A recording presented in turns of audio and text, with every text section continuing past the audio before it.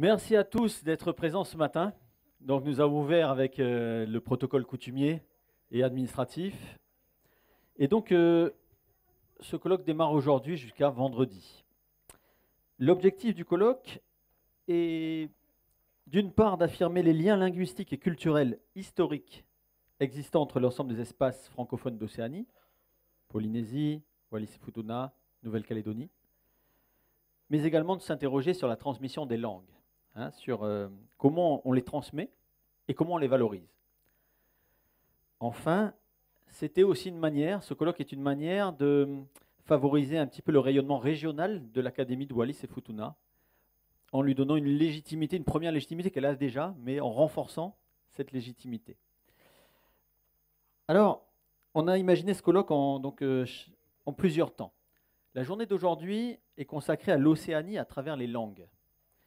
L'idée, c'est de montrer que cet espace océanien, finalement, qu'on divise traditionnellement entre Polynésie et Mélanésie, finalement, il est plus que ça.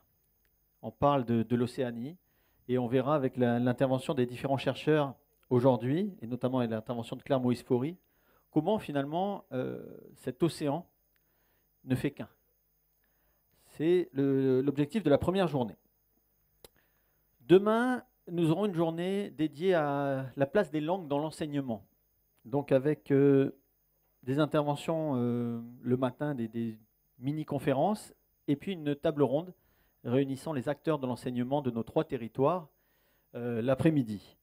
Donc on a volontairement mis cette journée le mercredi après-midi pour que les enseignants de Wallis-et-Futuna puissent se libérer et être présents avec nous sur une thématique, voilà comment on transmet les langues dans l'enseignement. Thématique très importante. Le jeudi, nous serons sur la valorisation sociale des langues, parce que ces langues, elles vivent effectivement à l'école, mais elles vivent dans la vie de tous les jours. Et comment dans cette vie-là, on les valorise? On aura une intervention de Valélia Monitoke, on aura un peu un focus sur la vision kanak de la parole, ce sera Billy Wapocho qui le portera. Et puis l'après-midi, on verra que on fera un focus spécial sur l'art oratoire. Et là, ce sera très intéressant parce qu'on a on a l'art oratoire de Polynésie française, celui de Wallis, celui de Futuna et celui de Nouvelle-Calédonie. Ça sera très très riche, ça montrera à la fois la diversité de nos pratiques, mais également, je pense qu'au final de l'après-midi, on se rendra compte que finalement, il y a un fond commun. Et on revient finalement au premier jour, aujourd'hui, où on donne un petit peu cette idée d'unité dans la diversité, comme disait Monseigneur tout à l'heure. Et puis, on terminera le vendredi par la place des académies de langue en contexte plurilingue. On a toutes les académies qui sont représentées, ici les académies polynésiennes, les académies wallisiennes-futuniennes et de Nouméa, l'académie kanak, avec 2 questions très, très claires. Quelle politique linguistique doit-on mettre en place au niveau local et régional pour les 5 prochaines années, c'est-à-dire vers où on doit travailler, nous, académies, et comment renforcer le lien entre les académies de langue des territoires francophones du Pacifique. Parce que travailler seul, c'est bien, mais travailler ensemble, c'est mieux. Et donc, l'idée, d'ailleurs, a été avancée par le directeur de l'Académie des langues kanak, de peut-être se revoir l'année prochaine au Tuamotu. On se voit cette année ici. Donc, c'est ce lien. Comment on va faire vivre ce lien au-delà de ce colloque-là? Et donc, et vers quoi on doit aller? On a volontairement placé cette journée, le dernier jour, pour que nous, Académie, on ait le temps de s'inspirer de tout ce qui va être dit, à la fois la place dans les langues, à la fois la place des langues dans la société, à la fois cette idée d'Océanie. Et on va s'enrichir aujourd'hui, demain, après-demain, pour vendredi, pouvoir poser une vraie politique sur les 5 ans à venir. Voilà comment ce colloque a été conçu. Donc on vous remercie d'être là. Il n'a pas été conçu comme quelque chose où on va amener des experts qui vont nous faire une leçon, et puis on part chez soi avec cette leçon-là. Non, c'est un colloque qui est voulu participatif. C'est-à-dire qu'après chaque intervention des experts, de nos universitaires notamment, il puisse y avoir une interaction avec le public. Parce qu'il n'y a pas que les professionnels de la langue qui ont leur mot à dire. Nous avons nos coutumiers, nous avons les gens, les habitants, ceux qui parlent la langue tous les jours, qui la vivent, qui vivent les problématiques. Et donc c'est l'esprit de ce colloque-là, c'est de faire ensemble. Merci à tous. Je vais laisser Claire Moïse-Faury. Donc Claire Moïse-Faury, qui est donc directrice de recherche émérite du LACITO, du CNRS en métropole, et que vous connaissez très bien ici à Wallis, puisqu'elle a beaucoup travaillé sur le territoire de Wallis et Futuna, bien sûr. Et donc, je lui laisse la parole. Merci Claire d'avoir fait le déplacement depuis la métropole. Malgré le décalage horaire, on a voulu que Claire ouvre ce colloque parce que, en tant que, voilà, elle est chercheuse un peu de référence ici. Donc, on a souhaité que ce soit elle qui ouvre ce matin. Merci Claire.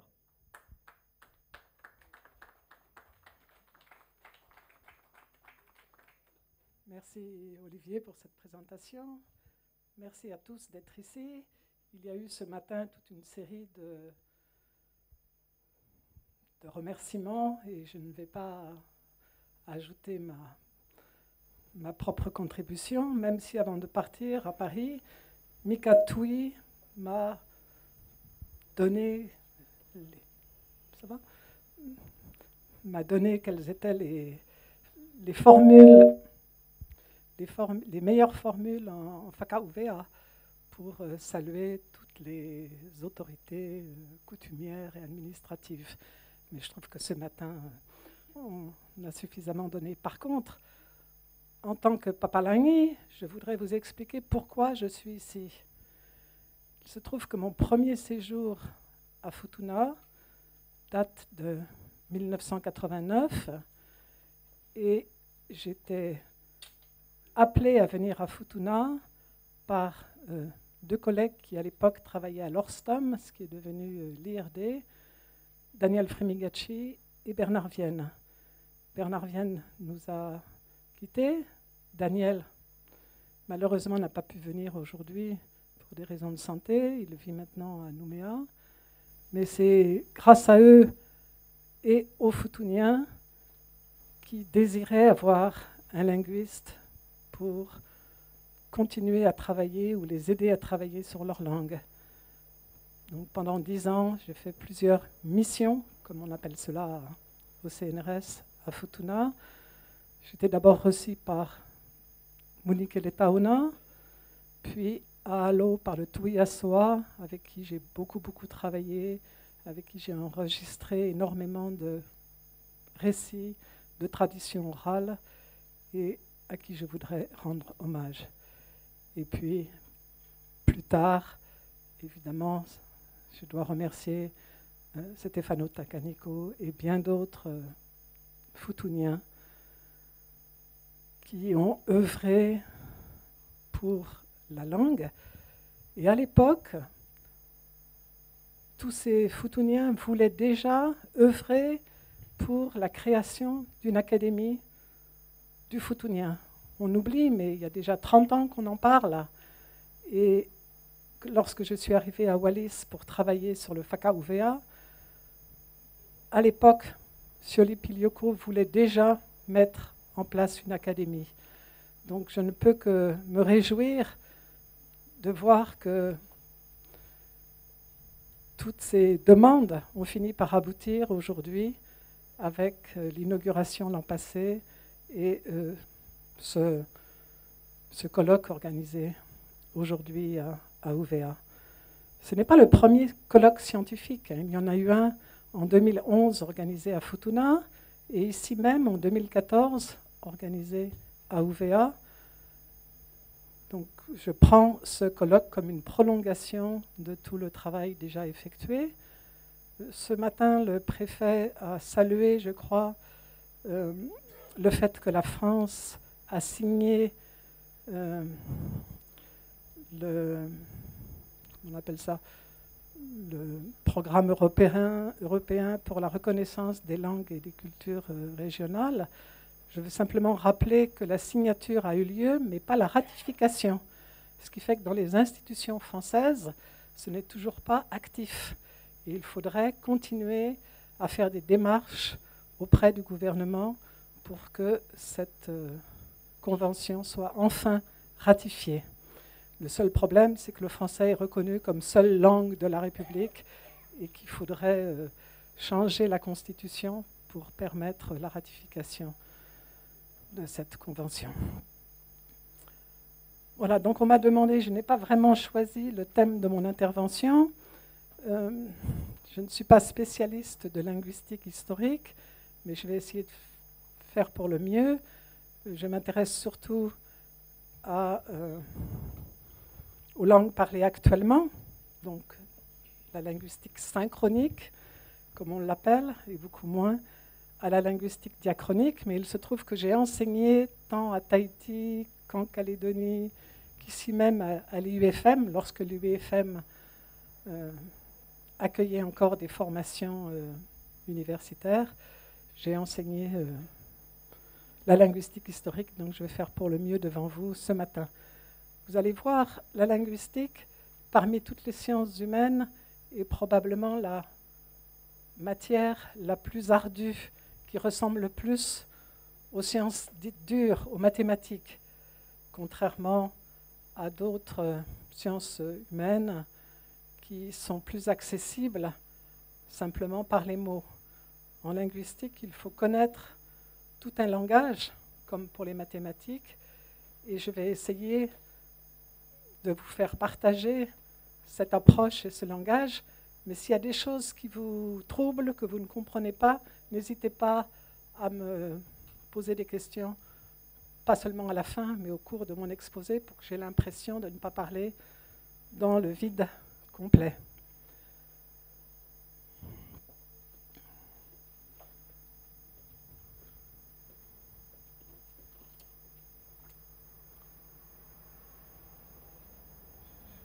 Je ne sais pas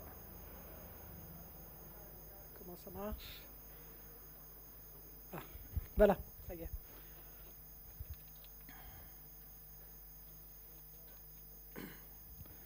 Donc voilà un petit peu un résumé de ce que je vais essayer de vous présenter.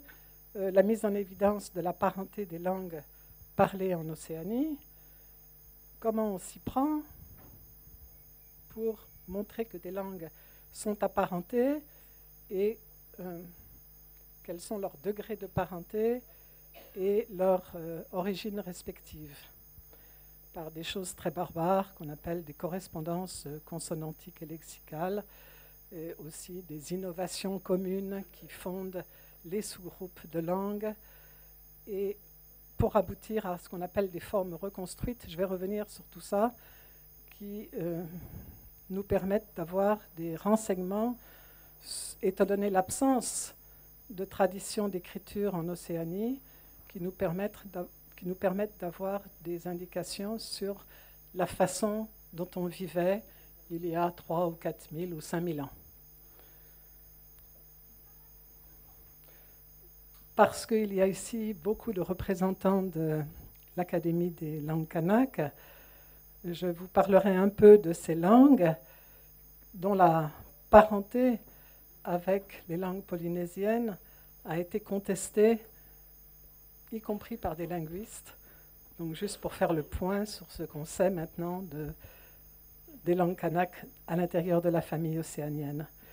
Et puis j'essaierai d'évoquer aussi, dans une optique pluridisciplinaire, les liens que peut avoir l'étude des langues, la linguistique, avec l'archéologie, l'anthropologie, et j'aurais pu rajouter maintenant la génétique des populations, puisque de plus en plus, on fait aussi des études de génétique pour essayer de retracer l'origine des peuples à travers le monde.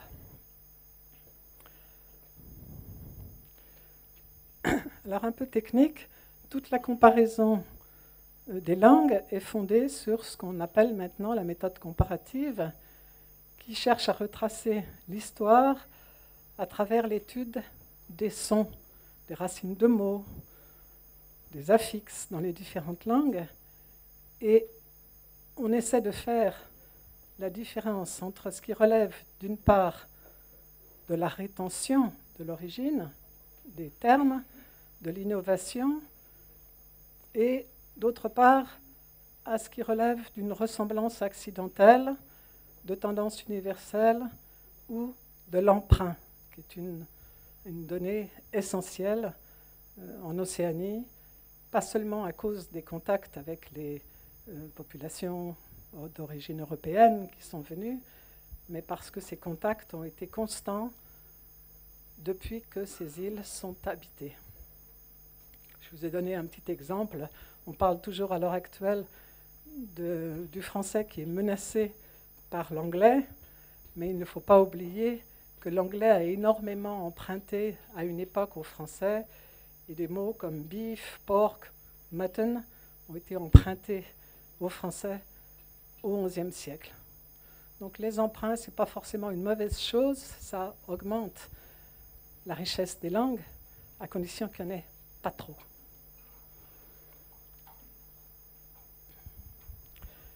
Je poursuis sur la méthode comparative, donc qui permet non seulement de montrer que les langues sont apparentées, mais aussi de reconstruire des états antérieurs d'une langue lorsqu'on n'a pas de données écrites, à partir de la comparaison des langues parlées actuellement en retraçant du présent vers le passé les transformations qui ont eu lieu.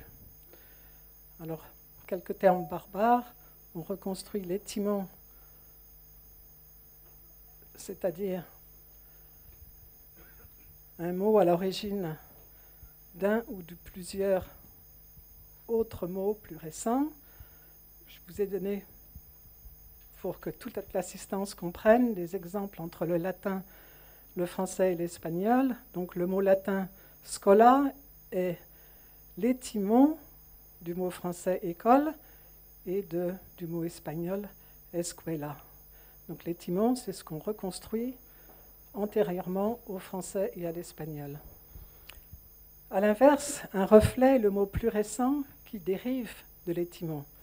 Donc scola a pour reflet école en français et escuela en espagnol.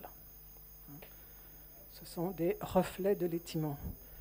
Et ce qu'on appelle des cogna, que les anthropologues utilisent beaucoup pour décrire les systèmes de parenté, en linguistique, ce sont des mots qui partagent le même étymon, la même origine.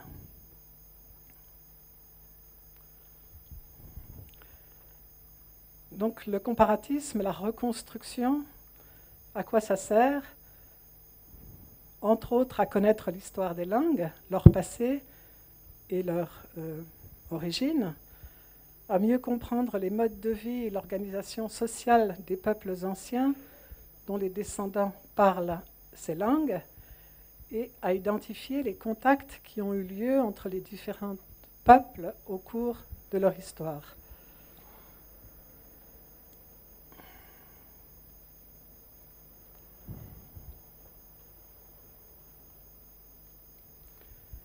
Comment mettons en évidence la parenté des langues? On prend souvent des langues polynésiennes pour mettre en évidence cette parenté, parce que les correspondances régulières sont relativement simples. Il ne s'agit jamais de ressemblance, mais de correspondances régulières qui ne sont dues ni au hasard ni à l'emprunt, et sur lesquelles on se base pour montrer que les langues sont apparentées.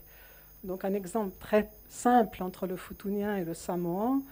Vous savez qu'en foutounien, la consonne « que » est représentée, correspond en samoan à la glottale « e ».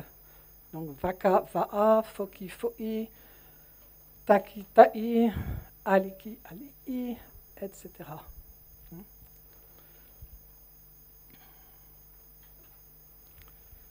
Et on aboutit à des correspondances régulières entre les langues polynésiennes, où j'ai décidé non pas de partir du haut de l'arbre, comme on le fait souvent, donc du proto-austronésien pour descendre jusqu'ici. J'ai décidé de faire l'inverse, de partir des langues que vous connaissiez le mieux, les langues polynésiennes, pour remonter dans l'espace et dans le temps jusqu'à vos plus lointaines racines. Donc voilà des exemples de correspondances régulières entre le tongien, le wallisien, le foutounien, le samoan, le rarotongien, le tahitien et le hawaïen. C'est le genre d'exemple de tableau que l'on donne à étudier aux étudiants à l'université pour qu'ils puissent comprendre sur quoi est basée l'appartenance des langues à une même famille.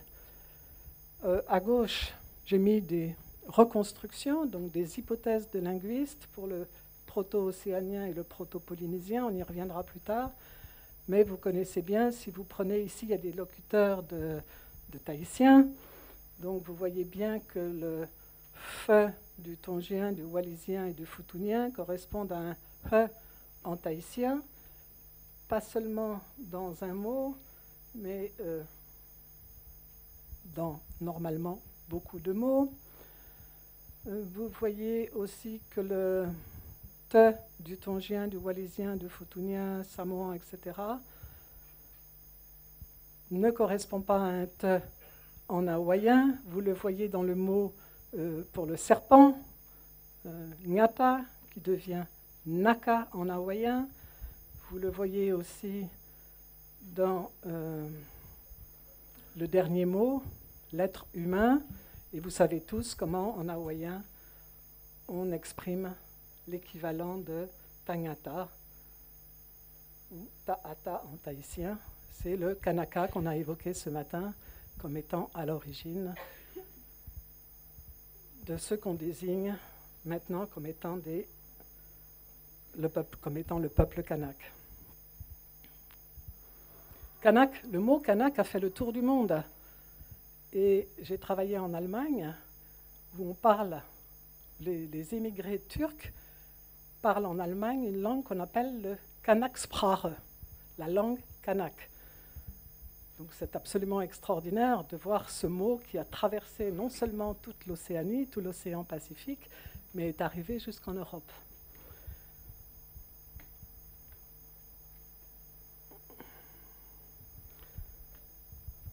Toujours au niveau de la méthode comparative, donc un autre exemple de régularité dans le changement. Pour vous montrer que ces changements phoniques sont réguliers, ne sont pas dus au hasard, ils ne se produisent pas seulement dans un mot, mais dans tous les mots qui présentent le même contexte phonique. Donc si on prend les correspondances entre foutounien et tongien, j'aurais pu mettre aussi wallisien, on le verra plus tard. Vous voyez qu'on a fouti, foussi, fati, fassi, miti, moemiti, missi. Le te du foutounien correspond à un se en tongien. Mais seulement dans un certain contexte, puisqu'on trouve mata dans les deux langues, patou dans les deux langues, et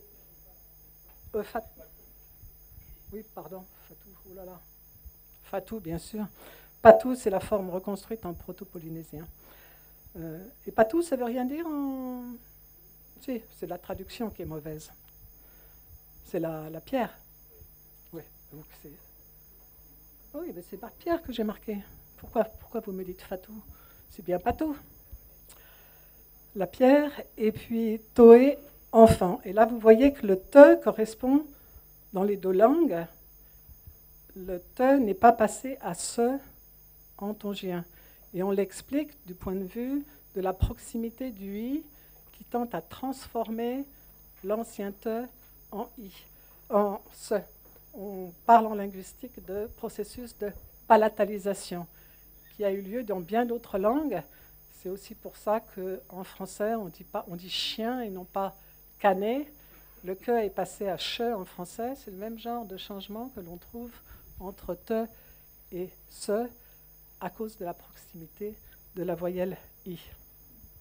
Je ne veux pas vous embêter trop, mais c'est juste pour vous indiquer que les linguistes qui font du comparatisme et de la reconstruction sont obligés de maîtriser tout un ensemble de connaissances au niveau des évolutions phonétiques que l'on trouve partout dans le monde, qui ne sont pas spécifiques aux langues polynésiennes. Les langues changent, mais elles ne changent pas n'importe comment. Il y a des règles de changement qui expliquent que l'on trouve des changements identiques en français à partir du latin et en tongien à partir du proto-polynésien. Vous connaissez certainement les beaux arbres proposés pour l'ensemble des langues polynésiennes. La plus ancienne date de 1966, de Andrew Paulet, un linguiste australien. Et vous voyez que les noms sont en anglais. Ici, on est Istuveen et Istfutunen. Vous les voyez sur la liste de droite. Cette liste a été légèrement revue un peu plus tard par un autre linguiste, Jeff Mark, Vous allez être étonné du nombre de linguistes étrangers, entre guillemets, qui ont travaillé sur les langues océaniennes. Les Français sont très marginaux par rapport à l'ensemble des linguistes dans le monde. Vous revoyez Istuvea, Isfutuna. Les groupements sont un peu différents pour les langues polynésiennes orientales. On y reviendra. Et puis, je ne savais pas qu'il y aurait tant de personnes originaires de Polynésie française aujourd'hui, mais enseignant à l'Université de Polynésie française, on m'a donné cette diapositive merveilleuse sur les langues, l'ensemble des langues polynésiennes, faite à partir de cordes tressées.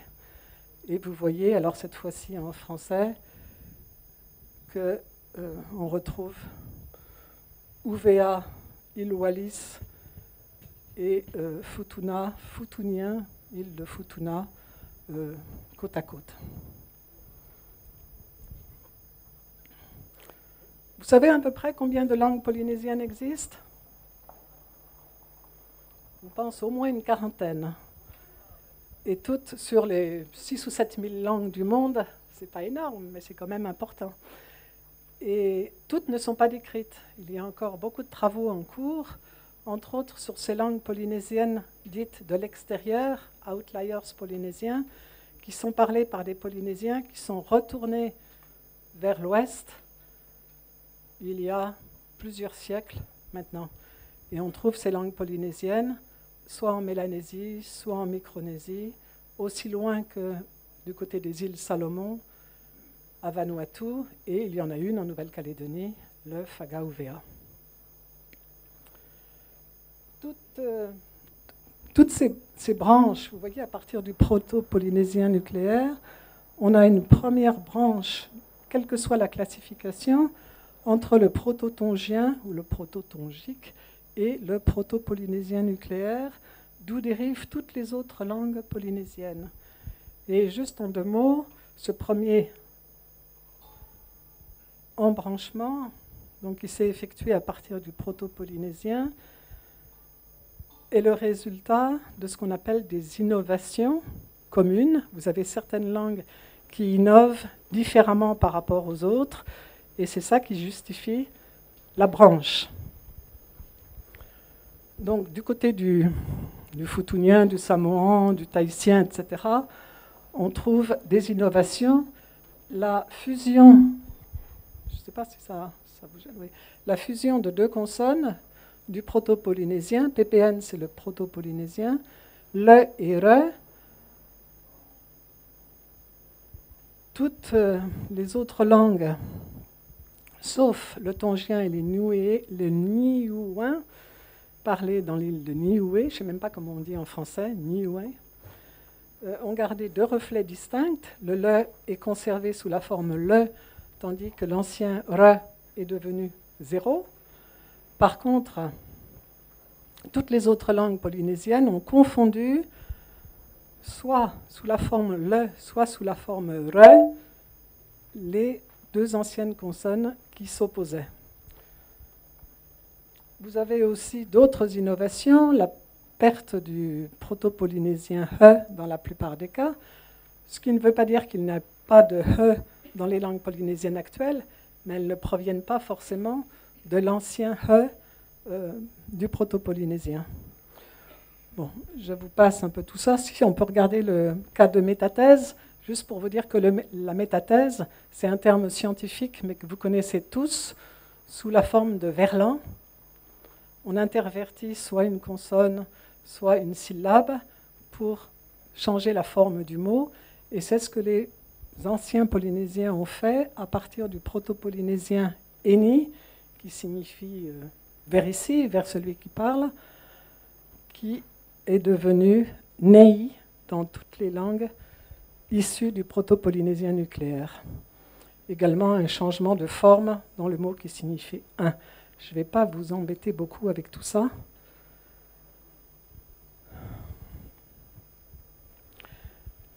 Quelques changements vocaliques aussi en tongien et en niuin qui n'ont pas eu lieu dans toutes les autres langues polynésiennes. Vous avez par exemple Fafiné qui est devenu Féfiné, Talinga qui est devenu Telinga, Fanua qui est devenu Fonua. Et ce changement ne s'est pas fait dans n'importe quel contexte.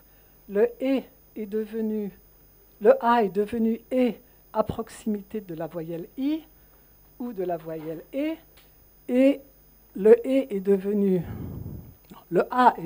O à proximité d'un autre O ou d'un OU, ce que vous avez dans Fanua qui a donné Fonua. Donc vous voyez que tout ça est terriblement complexe, mais en même temps très scientifique, et on ne peut pas, une fois qu'on a mis en évidence toutes ces correspondances et toutes ces innovations, on ne peut pas mettre en doute la parenté des langues et leurs relations les unes par rapport aux autres.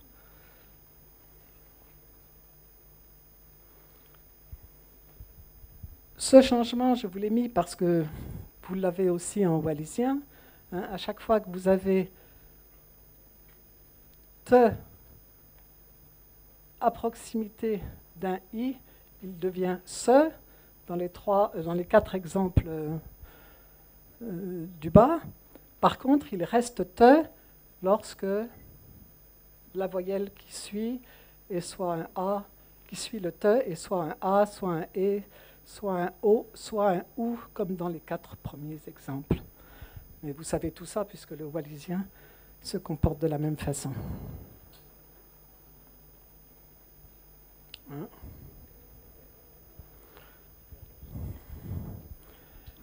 Par contre, ce qu'on peut dire au niveau de ce changement, c'est qu'il est forcément ancien, puisque le wallisien possède à présent des mots empruntés à des langues indo-européennes avec la succession te plus i.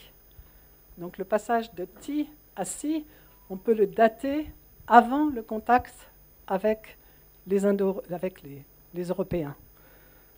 Donc vous voyez à quoi sert aussi la méthode comparative, à mettre en évidence des datations au niveau d'évolution des langues qui définissent des contacts différents. On en a d'autres. Hein. Je me souviens du ti, qui donc possède en wallisien à la fois le te et le i, mot d'emprunt. Il se dévoile comme mot d'emprunt justement parce qu'on a te plus i. Dans tous les mots anciens qui descendent du proto-polynésien, en tongien comme en wallisien, on aura la forme si. Ti, c'est forcément un emprunt. On a des évolutions identiques en marquisien. J'ai trouvé ça vite fait pour nos invités marquisiens. J'espère que je ne me suis pas trompée. Alors, il y a des variantes entre le marquisien du Sud et le marquisien du Nord qui ne sont pas très représentatifs ici, mais je sais qu'ils existent. Et vous voyez qu'en marquisien aussi, qu'est-ce qu'on remarque ? Le proto-polynésien A devient E en marquisien lorsqu'il se trouve dans l'avant-avant-dernière syllabe. Vous voyez que ce n'est pas évident. Ce n'est pas juste en regardant des listes de mots qu'on trouve ce genre de phénomène. Il faut vraiment vérifier que c'est systématique dans tout un ensemble de termes et réussir à identifier le caractère phonétique de ce changement. C'est un peu ça ce que font les linguistes qui se consacrent à la diachronie. Alors je vous ai dit qu'on partait de maintenant pour remonter dans le temps. Donc quelques mots sur le proto-polynésien qui s'est développé à l'est de Fidji par une simplification du système de consonnes. Et ça, vous le savez tous, quand vous regardez les nombres de consonnes qu'ont les langues en Mélanésie, en Micronésie, même à Fidji, par rapport au nombre de consonnes que l'on trouve dans les langues polynésiennes, du moins celles qui appartiennent au triangle polynésien, parce que dans les outliers, on trouve aussi beaucoup de consonnes. On peut donc montrer qu'en proto-polynésien, on a eu une simplification des consonnes. Les prénasales que les Kanaks de la Grande Terre connaissent bien, les mbel, ndel, ndjel, nge, se sont simplifié. Mbe a devenu pe, et parallèlement, ve est devenu fe, nde est devenu te, nde est devenu le, et nge est devenu que. Et vous avez quelques exemples de ces évolutions. Je vais passer très vite. Et voilà ce qu'on appelle la phonologie du proto-polynésien. Vous voyez qu'elle est relativement simple, avec seulement 13 consonnes, 5 voyelles brèves et 5 voyelles longues, alors que la plupart des autres langues parlées en Océanie ont des systèmes consonantiques et vocaliques bien plus complexes. On s'amuse en disant que les sons sont tombés à l'eau avec les voyageurs qui allaient d'ouest en est. Plus ils allaient vers l'est, plus ils perdaient des consonnes, puisque le hawaïa est connu pour avoir le plus petit nombre de consonnes parmi les langues du monde. Tout ce que je vous dis là, vous pouvez le retrouver sur Internet, où des collègues australiens et néo-zélandais surtout ont mis en ligne un travail qui date de au moins 30 ans, un lexique comparatif des langues polynésiennes qui est sans arrêt réactualisé et qu'on appelle le POLEX. Maintenant, il est géré, vous voyez, par DE, c'est l'Allemagne. Juste avant, vous avez le MPG, c'est le Max Planck Institute, où je pense que les Polynésiens de Tahiti connaissent Mary Walworth, qui a travaillé et qui travaille maintenant au Max Planck et qui continue à enrichir ce lexique en ligne comparatif. Que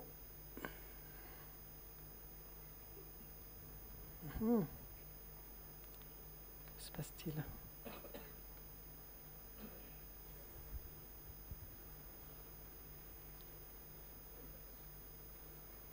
Comment ça ne veut plus ? Quelqu'un sait pourquoi je ne peux plus descendre ? Remonter dans le temps plutôt ?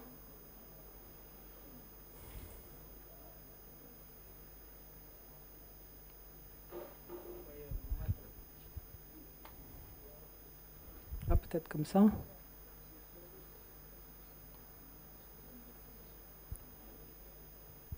Voilà, miracle, ça a marché. Donc on continue à remonter dans l'espace et dans le temps. Et voilà un arbre généalogique. Les langues polynésiennes sont tout à fait en bas, avec le polynésien, le proto-polynésien, donc qui se sépare en deux branches. Et puis on remonte progressivement jusqu'au ce qu'on appelle le Pacifique central, d'où sont issues non seulement les langues polynésiennes, mais les langues parlées à Fidji et le rotumien. Et puis, quand vous remontez vers la source océanien éloignée, vous voyez 5 branches différentes.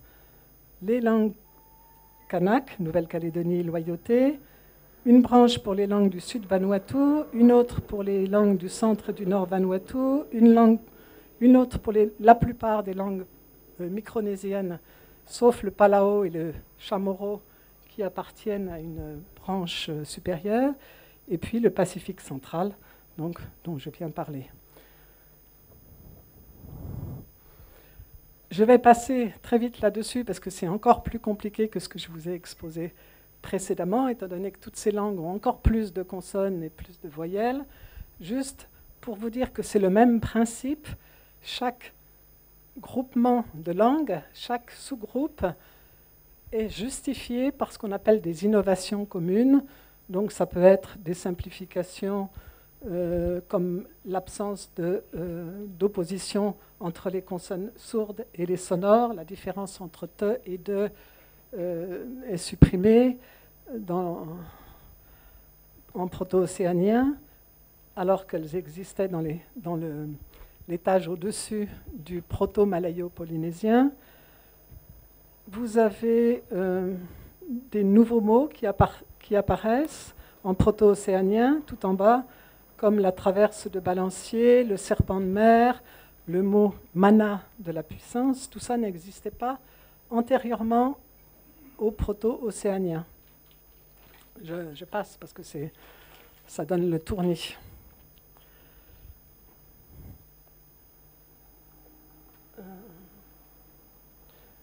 Une chose quand même intéressante, c'est qu'en proto-océanien, on voit l'apparition d'un système de pronoms à 4 nombres. On distingue du singulier, du duel, du triel et du pluriel. Et vous avez dans les langues polynésiennes des traces de ce triel. Parce que quand vous dites « vous trois », par exemple, vous dites « koutou ». Le tou, c'est tolu à l'origine, donc le chiffre 3. Donc vous avez des traces de ce triel, même si maintenant triel et pluriel se sont confondus sous la forme koutou dans les langues polynésiennes. Bon, on va repasser sur des choses moins complexes. Juste quelques mots pour vous expliquer quels sont les liens très intéressants qu'il peut y avoir entre l'étude des langues et l'archéologie.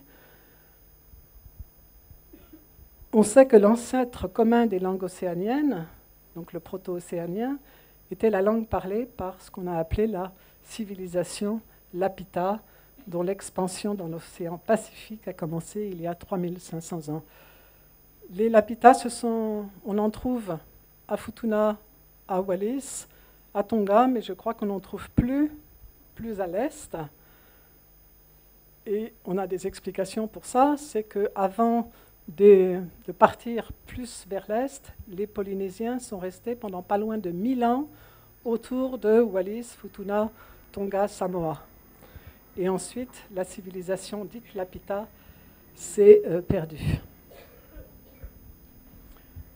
Je vous ai parlé du Polex pour les langues polynésiennes. On trouve aussi tout un ensemble d'ouvrages pour les formes reconstruites en proto-océanien, avec la parution, non pas de 4, mais d'un 5e maintenant ouvrage, avec différents thèmes. Vous voyez la culture matérielle, l'environnement physique, les plantes, les animaux, et le dernier s'occupe des parties du corps.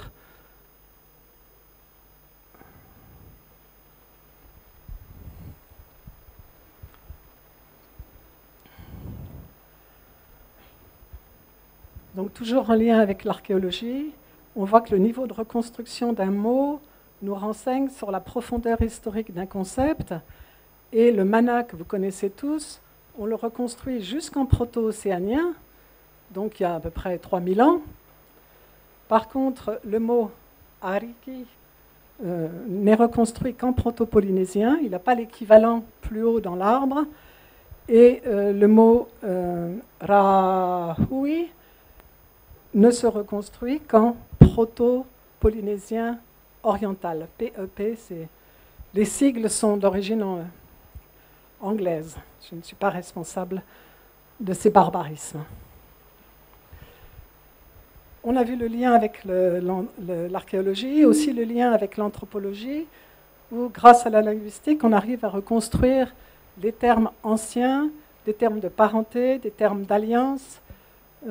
Donc, à droite, vous avez Tumpu, par exemple, pour les grands-parents, qui est devenu Tupu, Tupuna en proto-polynésien.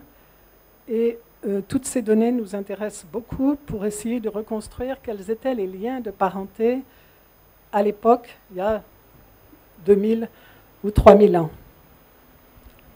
Même chose pour les termes d'alliance.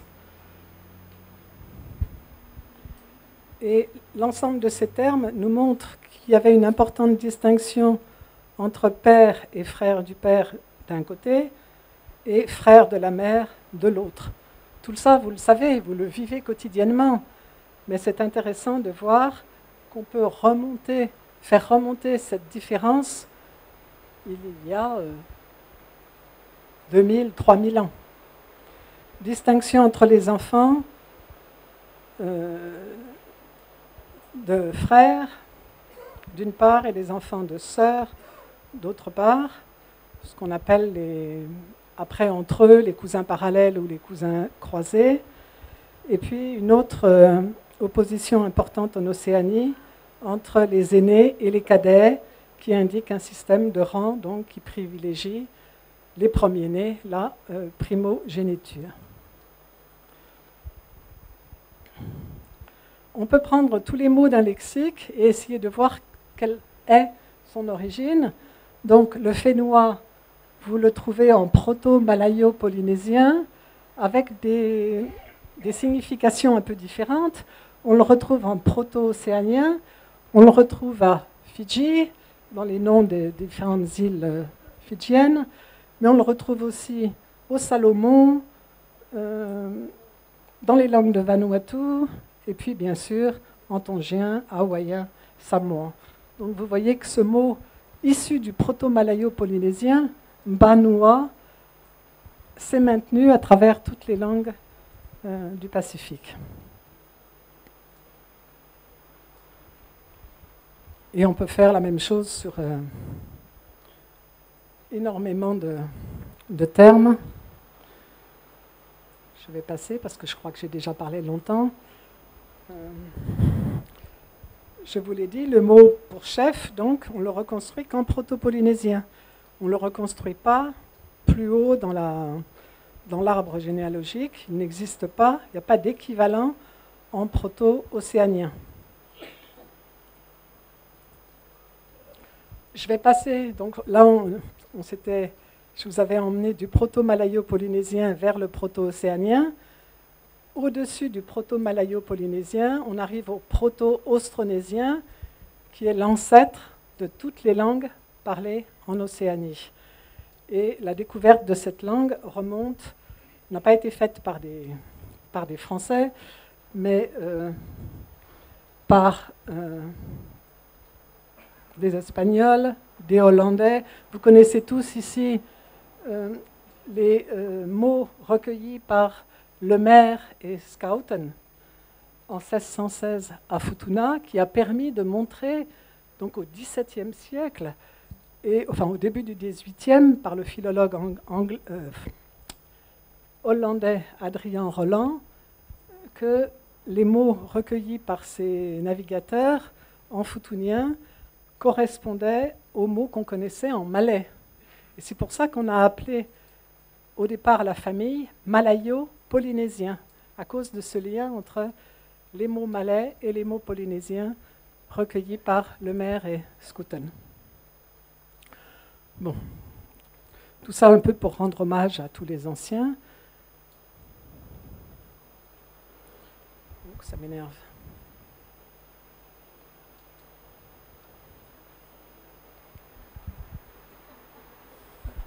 Je ne veux plus. Ouh, j'ai peur.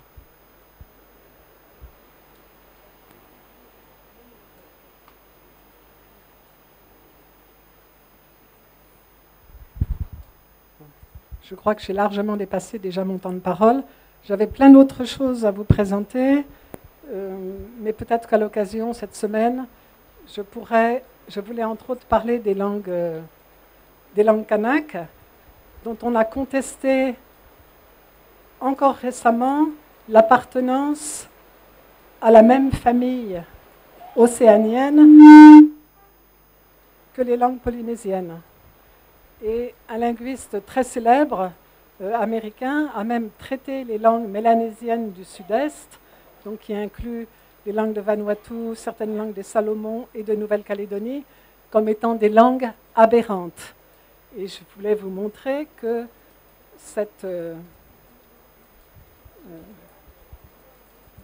qualification d'aberrante ne se justifiait pas du point de vue linguistique, simplement par rapport aux langues polynésiennes où les correspondances entre les langues sont très faciles à mettre en valeur, des correspondances entre les différentes langues kanak parlées actuellement et les autres langues océaniennes sont beaucoup plus complexes.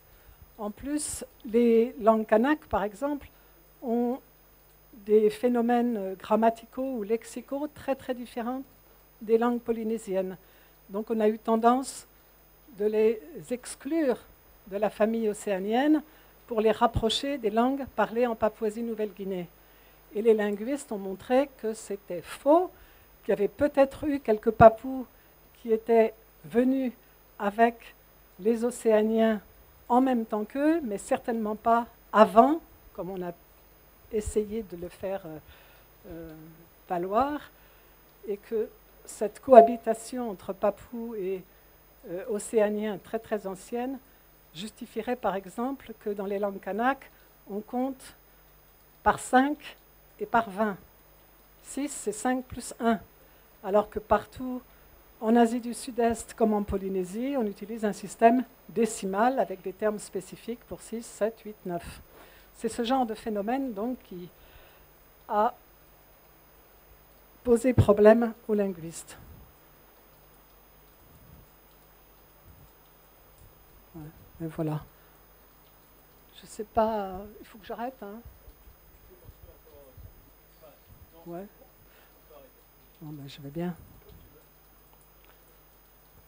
Voilà les deux controverses. Donc, je vous ai parlé de la controverse au niveau de certaines langues polynésiennes. Et puis, vous connaissez tous la controverse au niveau des langues polynésiennes, l'hypothèse de Thor Heyerdahl sur un peuplement de la Polynésie, non pas à travers la Mélanésie, mais à partir de l'Amérique. Et j'ai été très très choquée de voir à Hawaï, au musée culturel d'Hawaï, où il y a toute une vitrine où on dit que les Samoans ont comme origine l'Amérique.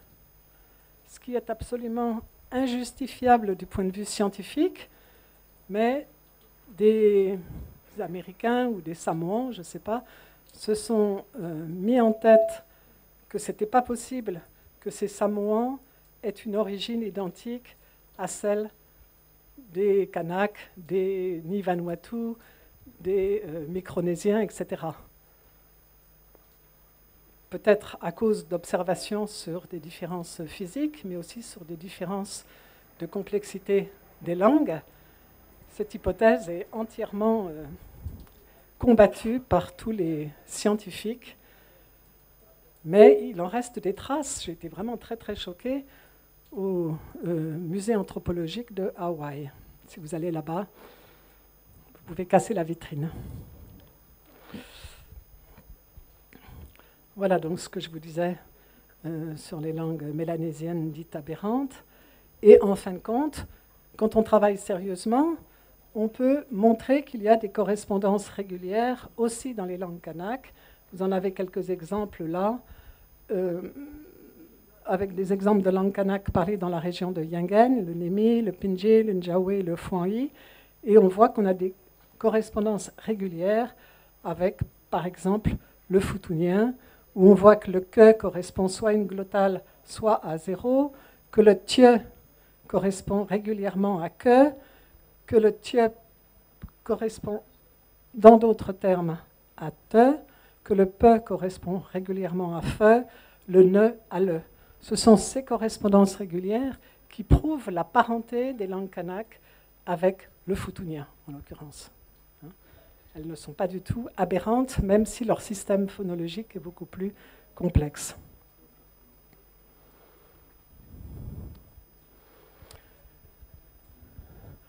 Donc les langues kanak ont la même origine, avec un unique ancêtre commun, le proto-néo-calédonien, lui-même descendant du proto-océanien, une des branches de la famille des langues austronésiennes.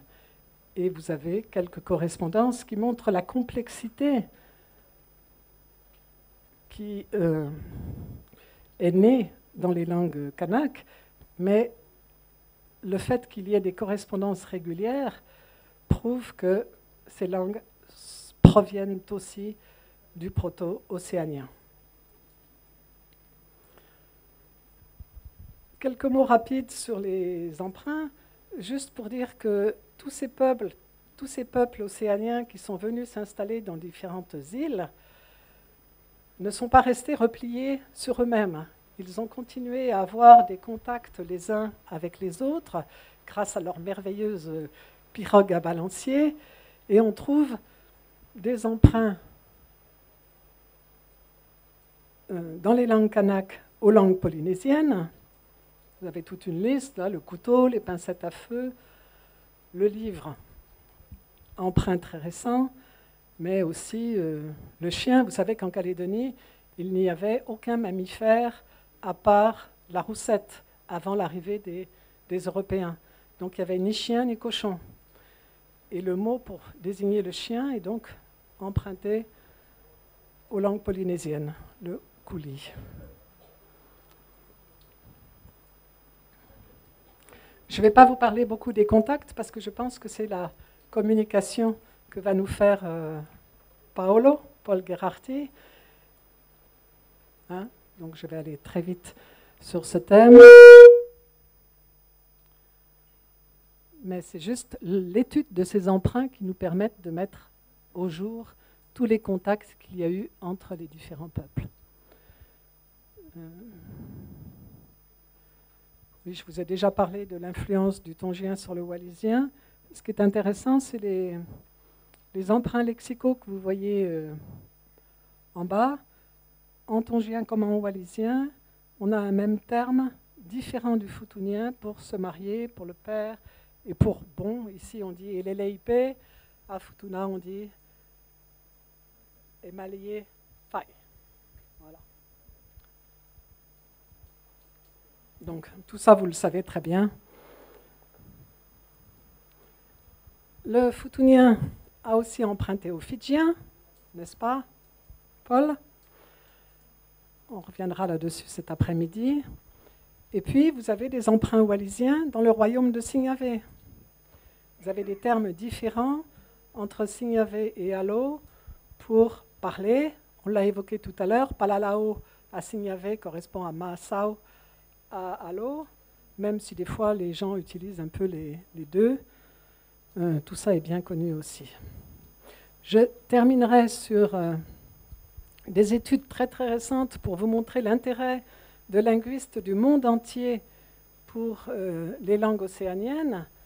J'ai oublié de dire qu'à Futuna, les premiers travaux des linguistes, après ceux des missionnaires, vous savez que le premier dictionnaire, c'est le père Grezel qui l'a établi pour le foutounien, mais ensuite vous avez un linguiste, Bruce Biggs, qui a beaucoup travaillé sur le foutounien, et on oublie tout l'attrait qu'ont eu les langues polynésiennes et océaniennes en général pour tous les chercheurs, tous les linguistes du monde entier. À Wallis, vous avez Karl Rensch, qui a beaucoup travaillé avec Kimi Seo, et puis Nico Beignet, qui est d'origine américaine, je crois, travaille maintenant aux Pays-Bas, et a aussi écrit plein de choses sur les structures grammaticales du wallisien.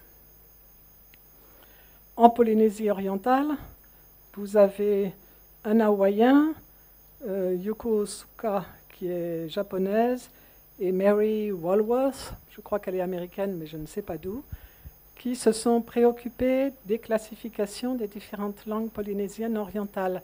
Mais je pense que les Tahitiens, Marquisiens, Tuamotu, ici présents, pourront vous en dire plus, on pourra rediscuter de ça. Yuko Otsuka a essayé de dater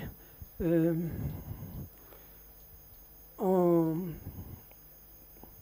faisant l'hypothèse qu'il y a eu 2 pauses dans le peuplement de la Polynésie, et environ 1000 ans, les Polynésiens sont restés en Polynésie occidentale avant de repartir vers la Polynésie centrale, et la Polynésie orientale, les îles Marquises, Hawaï, l'île de Pâques, Rapa Nui et le Maori de Nouvelle-Zélande seraient d'une divergence beaucoup plus récente.